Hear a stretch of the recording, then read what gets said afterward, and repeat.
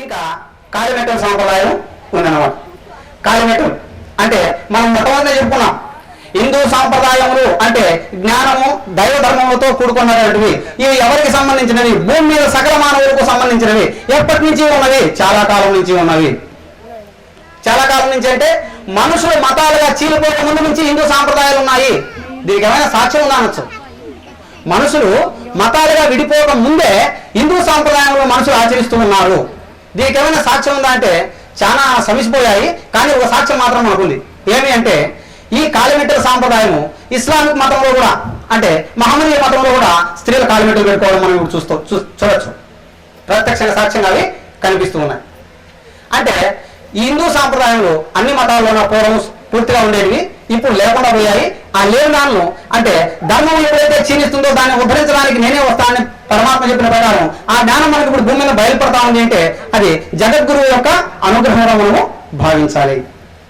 కాబట్టి కాలిమెట్టలు అమ్మాయికి ఎందుకు కాలివేలలో పెడతారు అనేటువంటి విషయాన్ని మనము తెలుసుకున్నాము. ఎంతో సూక్ష్మ జ్ఞానంతో, ఎంతో ఆధ్యాత్మిక వివరంతో, శాస్త్రబద్ధంతో తెలిపినటువంటి తంతులు ఇవి ఎంతో గొప్పవి అన్నమాట. అంటే మనిషి సజీవంగా భూమి మీద బ్రతకాలి అంటే పంచభూతములు మన శరీరంలో బాగా పనిచేయాలి. 5 అంటే భూమి, జలము, అగ్ని, వాయువు, ఆకాశం. పంచభూతముల శరీరంలో పనిచేస్తేనే బయట మనిషి మనుగడ సాగిస్తారనమాట. అంటే గడిచే జీవితమునకు పంచభూతములు ఏ విధముగా సహాయం చేస్తున్నాయో ఆ విధంగానే నడిచే కాలికి 5 వేలు పెట్టాడు దేవుడు. నడిచే పాదమును కూడా 5 వేలు పెట్టాడు. బొటన వేలు ఆకాశానికి గుర్తు, 2వ వేలు గాలి గుర్తు, 3వ వేలు అగ్ని గుర్తు, 4వ వేలు నేలకు గుర్తు, 5వ వేలు భూమికి గుర్తు. బొటన వేలు పక్కన ఉండేది గాలి గుర్తు చెప్పుకున్నాం కదా. మరి ఆ ఏలికే మెట్టెలు పెట్టడం జరుగుతూ ఉంది. బొటన వేలు పక్కన ఉండే ఏలికి మెట్టెలు పెట్టడం జరుగుతూ ఉంది. ఆ మెట్టెలు కూడా వెండితోనే చేసి ఉండాలి. వెండితోనే ఎందుకు చేయాలి అంటే పెద్దల ఉద్దేశం ప్రకారం ఆధ్యాత్మిక రీత్యా బంగారు పరమాత్మ గుర్తు, వెండి ఆత్మ గుర్తు, రాగి జీవాత్మ గుర్తు. ఇప్పుడు మనం చెప్పుకుంటున్న దేవుడి జ్ఞానం కదా, బంగారంతో పెట్టి సరిపోతుంది కదా మనం అనుకోవచ్చు. కానీ వెండితోనే చేయాలి. వెండితోనే ఎందుకు చేయాలి అంటే మనం జీవిస్తున్నటువంటి జీవితమునకు శ్వాస ఆధారము. ఇక్కడ శ్వాసం చూడండి, శ్వాస ఆధారము. తొలి శ్వాస నుంచి తుది శ్వాస వరకు ఈ శరీరం మనుగడ సాగించేది అంటే ఆడించే శక్తి ఆత్మశక్తి. ఇక్కడ ఇంకో విషయం చెప్పుకుంటే పుట్టుట గిట్టుట అనే దానికి మధ్యలో మెట్టుట అనేది కూడా ఉంది. స్త్రీకి పుట్టినలే కాక మెట్టిల్లు కూడా ఉంది అనేటువంటి సత్యం మనకి ఇక్కడ తెలియబోతుంది. మనం బయటకు ఆలోచన చేసుకోకుండా ఆధ్యాత్మిక విధానం ప్రకారం చెప్పుకుంటే పుట్టుట గిట్టుట మధ్యలో మెట్టుట ఉంది కదా. అంటే మెట్టుట అంటే జీవించుట అని. ఇప్పుడు ఇక్కడ పెళ్లి కుమారుడు అంటున్నాం. పెళ్ళైన తర్వాత కూడా కొడుకుగానే ఉంటాడు. కానీ అమ్మాయి మాత్రం పెళ్లి కుమార్తెగా ఇక్కడ ఉంటుంది. పెళ్లి అయిపోయిన తర్వాత కూతురు అనే పదం మారిపోయి కోడలు అనే కొత్త పదం కలిగి ఉంటుంది. మరి ఇందులో ఏమి సందేశము, ఏమి జ్ఞానం ఉంది అంటే ఎంతో గొప్ప రహస్యం ఉంది. కూతురుగా ఇక్కడ మాత్రమే ఉంది, పెళ్లి అయిపోతే కోడలు అనేటువంటి కొత్త పేరు కలిగి ఉంటుంది. ఎందుకు ఆమె కోడలు అన్నారు అంటే పెళ్లి కుమారుడు పరమాత్మ గుర్తు, పెళ్లి కుమార్తె ప్రకృతికి గుర్తు. ప్రకృతి మార్పు కలిగి ఉంటుంది, పరమాత్మ ఎప్పటికీ మార్పు చెందనివాడు. ఇక్కడ కోడలు కొడుకు, కొడుకు అనే పదం ఏకవచనంతో కూడుకున్నది చూడండి, బాగా లెక్కేసుకొని చూస్తే. కోడలు అనేటువంటి పదం బహువచనంతో కూడుకున్నది. కొడుకు అంటే ఏకవచనము, కోడలు అంటే బహువచనం. మన శరీరంలో జీవుడు పరమాత్మ అంశ, ప్రకృతికి ప్రత్యేక గుణములు. ఇక్కడ నుండి లోపలికి తీసుకున్నాను నేను. జీవుడు పరమాత్మ అంశ, ఇక్కడ పెళ్లి కొడుకుని జీవులుగా చెప్పుకోవాలి. జీవుడు పరమాత్మ అంశ కాబట్టి జీవుడు పరమాత్మ ఎప్పటికీ మానవాడు కాబట్టి కొడుకు కొడుకుగానే ఉంటాడు. ఇక్కడ కోడల కూతురుగా లేకుండా కోడలుగా లేకుండా కోడలుగా మార్పు చెందుతుంది అనమాట. అంటే పెళ్లి కుమార్తె అంటున్నాను ఇక్కడ, మళ్ళా కోడలు అంటే కూడుకునేవాడు జీవుడైతే ఆ జీవుడిని తనలోకి చేర్చుకునేవి గుణాలు, కురింపబడేటివి గుణాలు, కూడుకునేవాడు జీవుడు అనేటువంటి గొప్ప అర్థంతో కూడుకున్నటువంటివి ఈ మెట్టలు అనేటువంటి సాంప్రదాయం పెద్దలు పెట్టుకుంటూ వచ్చారనమాట. అంటే జీవించే జీవితంలో మెట్టినింటిలో తుది శ్వాస వరకు నేను ఆత్మజ్ఞానాన్ని కలిగి ఉంటాననేటువంటి సందేశమే ఈ మెట్టల సాంప్రదాయము.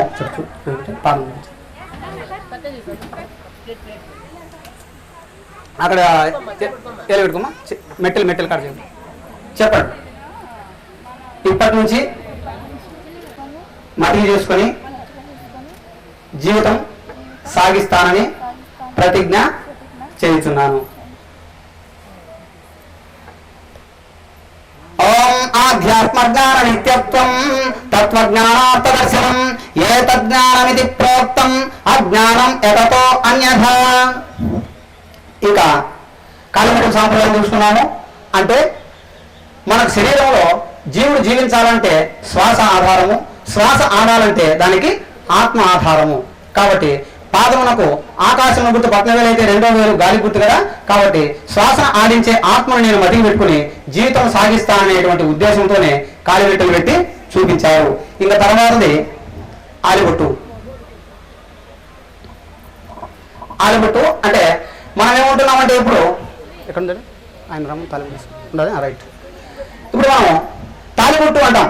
ఇప్పుడు దాన్ని ఏమంటామంటే తాలిబొట్టు అంటాం. పూర్వం ఏమనేవాళ్ళంటే ఆలిబొట్టు అనేవాళ్ళు.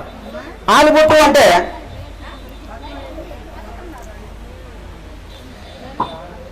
బొట్టు అంటే గుర్తు అని, ఆలి అంటే అధీనంలో ఉన్నది అని.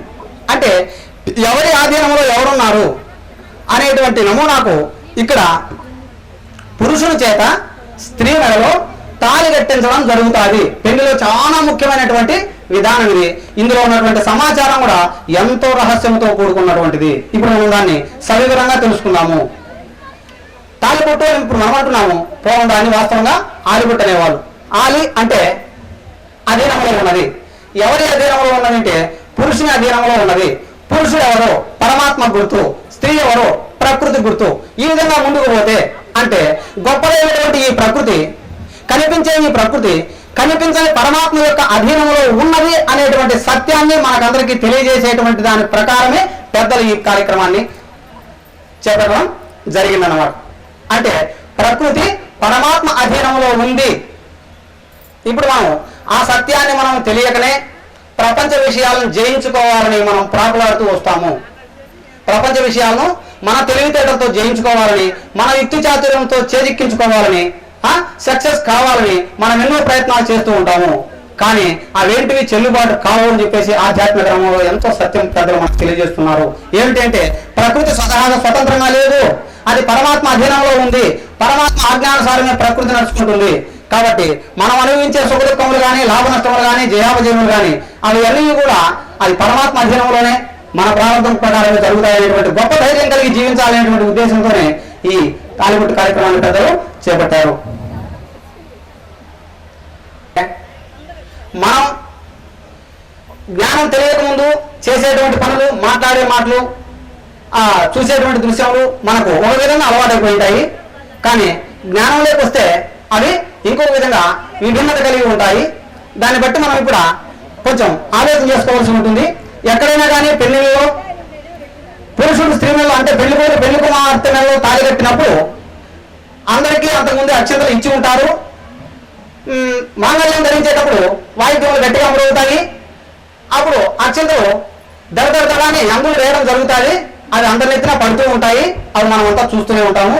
కానీ అది సాంప్రదాయం కాదు, అది మంచి పద్ధతి కాదు. మనం ఎంతో గొప్ప హిందూ సాంప్రదాయాల ప్రకారం పూర్వం పెద్దలు ఏ విధంగా చేశారో ఆ విధంగా ఇప్పుడు మనం చేస్తూ ఉన్నాము భగవంతుని సన్నిధిలో. ఇప్పుడు తిరుపతి, కాళహస్తి, ధర్మస్థలము, లేపాక్షి ఇటువంటి పురాతన దేవాలయముల దగ్గర మనం ఇప్పుడు చూడొచ్చు ఆ సత్యాన్ని. అంటే పెళ్లి జరిగే చోట నారదుడు కానీ, తుమ్ముడు కానీ, వైష్ణవ మహర్షుల వారు కానీ ఇటువంటి గొప్పవాళ్ళు నూతన వధువుల శిరస్సుల పైన అక్షంతలు వాళ్ళ శిరస్సుపై తాకేట్లా మాత్రమే వేస్తూ ఉంటారు చూడండి. ఆ విధంగా మనం చేయాలని ఆ చిత్రాలు దేవాలయం గారు చిత్రించి పెట్టారు పెద్దలు. కానీ మనం అలంకారికము అలవాటు పడి శాస్త్ర జ్ఞానం లేక దైవ జ్ఞానం తిరస్కరించి అజ్ఞాన మార్గంలో మనం అలంకారికంగా అలవాటు పడిన వాళ్ళమైనాం. కాబట్టి అటువంటి వక్ర విధానం నుండి కూడా ఈనాడు త్యజించి సవ్యమైనటువంటి జ్ఞాన మార్గంలో దేవుడు చెప్పిన పద్ధతి ప్రకారం ఈనాడు మనం పెళ్లి కార్యంలో మనం అన్ని తెలుసుకున్నాము. ఎక్కడైనా కానీ ఆలిబొట్టు తయారు చేసేటప్పుడు 1 ఇంచు వెడల్పుతో బంగారంతో చేయబడి ఒక పక్క గుంత, ఒక పక్క మిట్ట భాగం కలిగి ఉంటుంది. ఇంతకు ఆలిబొట్టు అంటే బంగారంతో ఎందుకు అంటే పరమాత్మ గుర్తు అని చెప్పుకున్నాను కదా ఇంతకుముందు. మరి ఒక పక్క గుంత, ఒక పక్క మిట్ట ఎందుకుంటే మిట్ట భాగము దేవుని గుర్తు, గుంత భాగము ప్రకృతి గుర్తు. అంటే మనకు కనిపించేదంతా ప్రకృతి స్వరూపమే. కానీ పరమాత్మ ఎక్కడికి ఎవరికి కనిపించడు. అంటే రూపనామ క్రియారహితుడు దేవుడు. ఆయన ఎవరికి కనిపించడు, అవ్యక్తుడు. వ్యక్తమైనది ఏదంటే ప్రకృతే. అందుకని ప్రకృతి మనకంతా వ్యక్తమవుతా ఉంది అనేటువంటి సత్యాన్ని మనం తెలుసుకోవాలని చెప్పేసి గుంత భాగం బయటకు చూపించేట్టుగా మిట్ట భాగం లోపలికి ఉండేట్టుగా మాంగళ్యాలు ధరించే వాళ్ళు ఇంతకుముందు పూర్వం పెళ్లిళ్లలో. కానీ దానికి విరుద్ధంగా ఇప్పుడు ఏం జరుగుతుందంటే మిట్ట భాగం బయటకు కనిపించేట్టుగా గుంత భాగం లోపలికి ఉండేట్టుగా అక్కడక్కడ మాంగళ్యం కడుతూ ఉన్నారు. అది శాస్త్ర వ్యతిరేకము. అందుకే భగవద్గీతలో భగవంతుడు హెచ్చరించి చెప్పారు. మరి క్వశ్చన్, తస్మాత్ శాస్త్ర ప్రమాణంతే కార్యకార్య వ్యవస్థితం జ్ఞాత్వా శాస్త్ర విధానోక్తం కర్మకర్తం ఇహ అర్హసి. అంటే బ్రహ్మ విద్యా శాస్త్ర రీత్యా నీవు దైవికమైనటువంటి పనులు చేస్తే చాలా మంచిది. దానికి వ్యతిరేకంగా చేస్తే ఏమవుతుందో తెలుసా? ఎస్ శాస్త్ర విధిముత్సృజ్య వర్తతే కామకారత నస సిద్ధిం అవాప్నోతి నసుకం నపరాంగతి.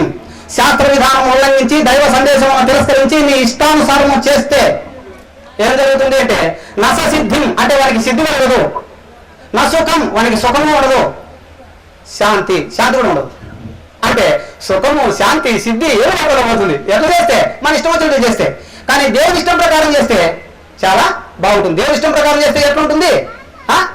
తస్మాత్ శాస్త్ర ప్రమాణంతో జ్ఞాత్వా శాస్త్ర విధానోత్తం అంటే శాస్త్ర పరిజ్ఞానం తెలుసుకుని చేయమని చెప్పారు. కానీ మనకి ఇంతకుముందు శాస్త్ర పరిజ్ఞానం తెలిసినా తెలియదు.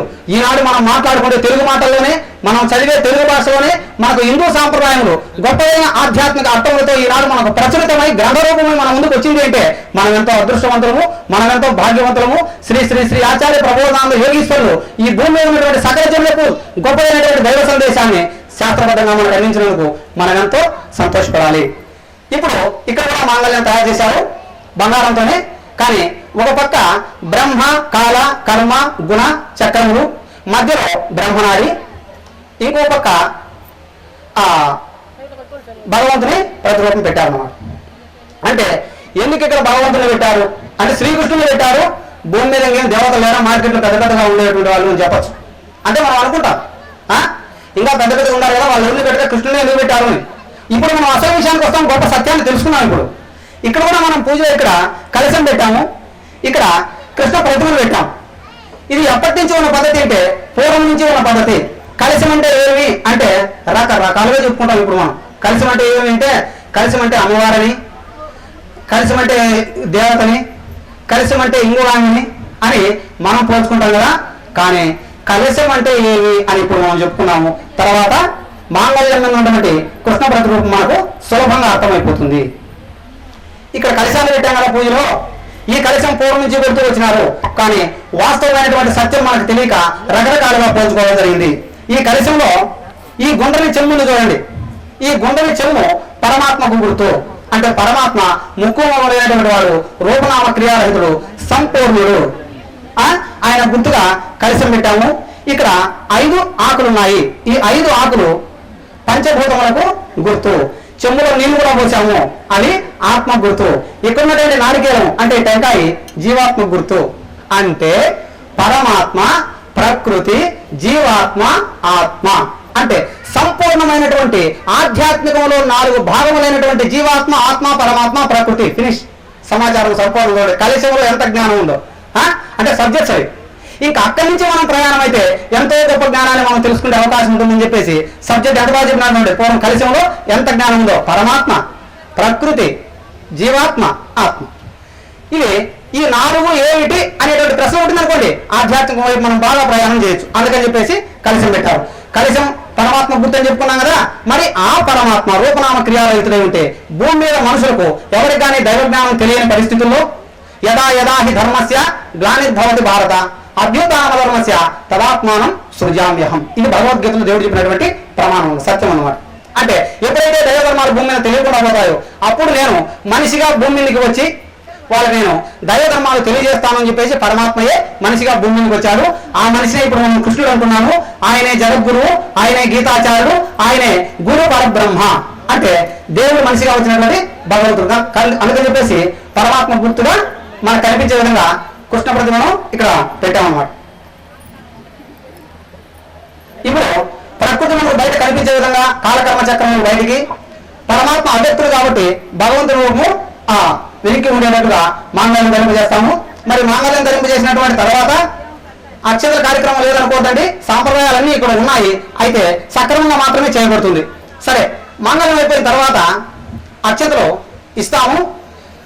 ఇక్కడ 7 శిరస్సుల పైన మాత్రం పడేటట్టు అవకాశం ఇస్తాము.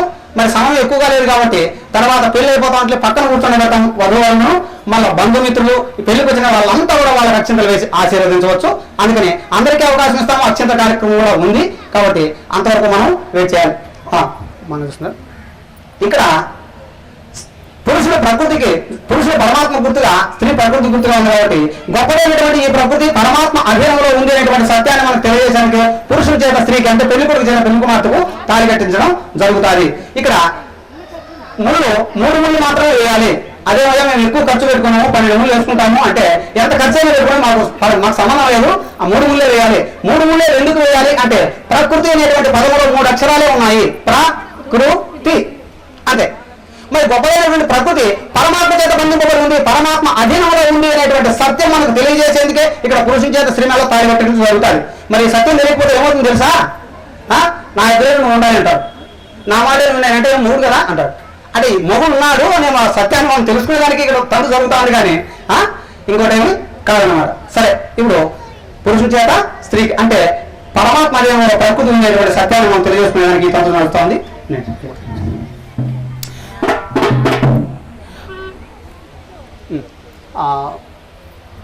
ఇది బయట చూపించు, ఇది బయట రావాలి. తిప్పుకో చూపించు,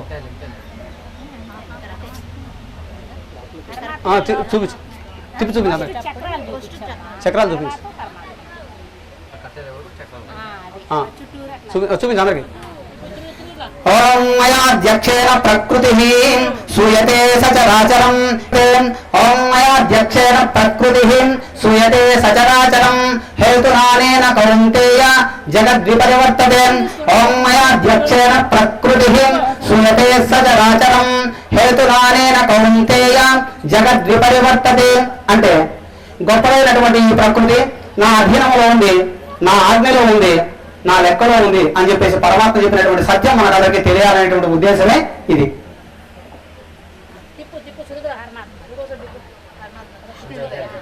అంతేనా? ఇంకోసారి దిప్పు టీవీ ఫోటో తీసుకుంటా ఇంకోసారి అట్లా అక్కడ వాళ్ళకల్లా చూడు. నువ్వు కొట్టేటప్పుడు ప్రా అని ఒక ముడి, త్రూ అని ఒక ముడి, తీ అని ఒక ముడి వేయి. బిగించేది ఏమంటే గురువు పెట్టద్దు, పైన ఉండే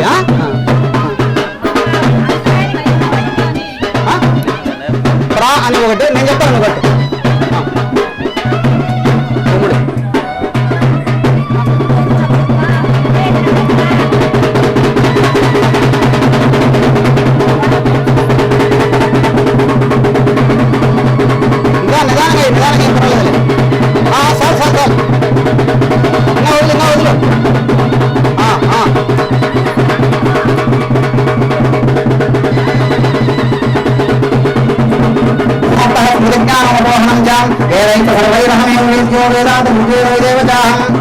सिद्धि प्राप्त समासेनैव वन्दे ज्ञानस्य यावराम् ओम बुद्ध्याय सुखयाय ज्ञानज्ञानिजां सद्भार्यं विषयां सत्वारागद्वेषविरसिता विविक्त सेवेलभासीयत वार्ताय मानसां ज्ञानयोगनित्यं वैराग्यं सोपाश्रितः अहङ्कारं बलं दत्त्वन्तामं क्रोधं परिग्रहं विमुक्तधर्मस्यां नोदं भूयाय ब्रह्मं सर्वधर्मान् परित्यज्य मामेकं शरणं व्रजामि अहं सर्वपापेभ्यो मोक्षयिष्यामि मा शुचः. అయినా